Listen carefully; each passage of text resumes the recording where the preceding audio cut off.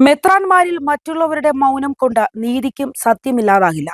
അപ്രേം മെത്രാപ്പോലിത്തയുടെ പ്രശ്നം കേവലം ഒരു വ്യക്തിയുടേതായി കാണിച്ച് വെള്ളപൂശാൻ ശ്രമിക്കുന്നവരും അഥവാ പുതപ്പ് കൊടുത്ത് മറയ്ക്കാൻ തിരക്ക് കൂട്ടുന്നവരും ഒരു കാര്യം മറക്കുന്നുണ്ട്. ഇതൊരു വ്യക്തിയുടെ തെറ്റായ പ്രസംഗം എന്നതിനപ്പുറമാണ് പൊട്ടിത്തെറിച്ചത് എന്ന്. അത് ദൗത്യ വ്യവസ്ഥകളുടെ അടിസ്ഥാനങ്ങളെയും സഭയുടെ ചട്ടക്കൂടുകളെയും വിശ്വാസത്തിന്റെ ആധാരങ്ങളെയും നിശിതമായി ചോദ്യം ചെയ്യുന്ന തരത്തിലുള്ളതാണ്. അത് അനന്തരഫലങ്ങൾ ഉണ്ടാകേണ്ടതും ഉണ്ടാവുന്നതുമായ വിഷയവുമാണ്. ബാവയെയും മെത്രാന്മാരെയും ക്രിസ്തുവിന് പകരം കയറ്റിച്ചമച്ചിരിക്കുന്ന തെറ്റായ മനോഭാവം ഒരു ദിവസം മറുപടി തേടുകയും ചെയ്യും. സഭയ്ക്ക് നേതൃത്വം നൽകുന്നവർക്ക് ഇതുപോലെ പ്രസ്താവനകൾ നടത്തിയയാളെ നിലനിർത്താൻ വേണ്ട യുക്തി കാണാതെ പോകുമ്പോൾ വിശ്വാസികൾക്കുള്ളിൽ ഒരു ഉത്തരവാദ ബോധം ഉണരുന്നു. അതിന്റെ പ്രതിഫലനമാണ് ഈ കാണുന്ന എല്ലാം തരുന്നത് പോലെ വിഴുങ്ങുവാൻ സാധിക്കാത്ത വിശ്വാസികളുടെ എതിർപ്പുകൾ എല്ലാം. എല്ലാവരും മനസ്സിലാക്കേണ്ട മറ്റൊരു കാര്യം, സഭാസ്നേഹം സഭയെ എന്തിനും അനായാസം അനുകൂലിക്കുന്നതല്ല. അത് അവരെ തിരിച്ചു പിടിക്കുന്ന പോരാട്ടമാണ്. സഭാവിരോധം ചിലരുടെ രാജിക്കായി വേരുകൊള്ളുന്നതല്ല.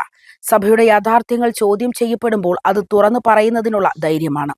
അപ്രേം വിഷയം സഭയുടെ മൗലിക സങ്കല്പങ്ങൾക്കും സാമൂഹിക മാന്യതയ്ക്കും നേരെയുള്ള ആക്രമണമാണ്. അതിനെ തിരുത്താതെ പോകുന്നത്, മറ്റുള്ളവരുടെ കണക്കിലെ കൃത്യമായ ടെസ്റ്റിംഗ് ഡോസായി കാണുന്നത്, അല്ലെങ്കിൽ അതിനെ സംബന്ധിച്ച് പ്രതികരിക്കുന്നവരെ സഭാവിരോധികളായി മുദ്രകുത്തുന്നത്, ഇത് ആത്മീയവും സാമൂഹികവുമായ തകർന്നു പോവലാണ്. സഹനത്തിന്റെ കുരിശുകളായി വിശ്വാസികളെ തളർത്താൻ ശ്രമിക്കുന്ന നീതിയില്ലായ്മ, തെറ്റിന് മറവിയായി നിൽക്കുന്ന സംഘപക്ഷപാതം, വ്യക്തിപരമായ പ്രതികാരവും മാനസിക ദുർബലതയും ചേർന്ന നിലപാടുകൾ, ഇവയൊക്കെ സമൂഹം തന്നെ തിരിച്ചറിയുന്ന ഘട്ടത്തിലാണ് നാം ജീവിച്ചുകൊണ്ടിരിക്കുന്നത്. ഇത് ചിലർക്ക് കേവലം ഒരു വ്യക്തിയുടെ തെറ്റായ പ്രസംഗം എന്നതിലല്ല.